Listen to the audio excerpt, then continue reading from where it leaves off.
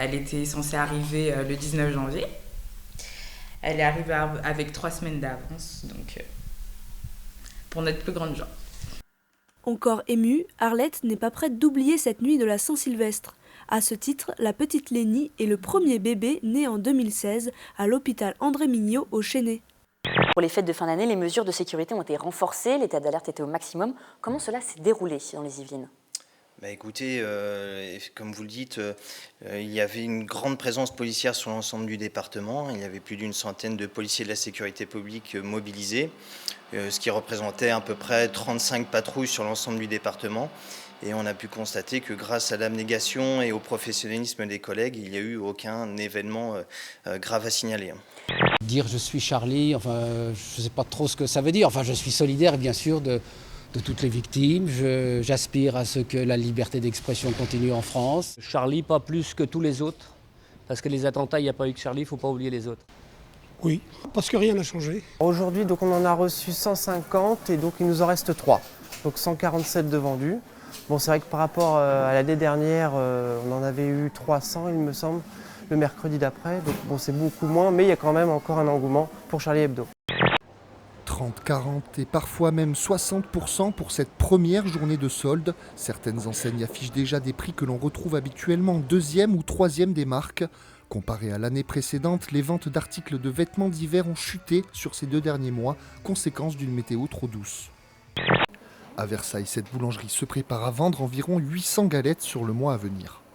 C'est une période de fête comme Pâques, comme Noël. C'est des périodes fortes qui nous permettent de faire un chiffre d'affaires un peu plus important qu'une journée classique. Aux États-Unis, le doggy bag est obligatoire depuis très très longtemps et c'est dans les mœurs de tous les restaurants. Donc c'est bien de commencer doucement en France. Avec la loi sur les biodéchets, les restaurateurs effectuant plus de 150 couverts par jour sont désormais obligés de trier leurs déchets. Le doggy bag désormais recommandé aux restaurateurs n'est pour autant toujours pas obligatoire, mais aussi rarement sollicité par les clients. C'est quelque chose qui me touche, notamment par rapport à la durée, parce que c'est quand même donc, le ministère de l'Intérieur par rapport au vu donc, de mon dossier. C'est 55 ans de ma vie. Effectivement, par rapport à l'âge que j'ai, c'était donc à 18 ans que je me suis engagé déjà donc, pour mon pays, en quelque sorte, et pour donc, les Français, tout simplement.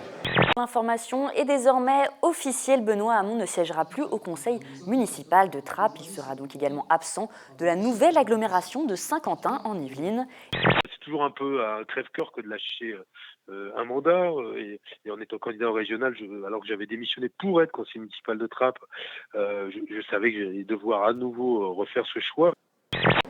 C'est un vent de colère qui soufflait ce matin dans les couloirs de l'hôpital André Mignot du Chesnay. Les syndicats Sud et CGT, rejoints par une centaine de salariés, ont dénoncé une récente déclaration de la direction.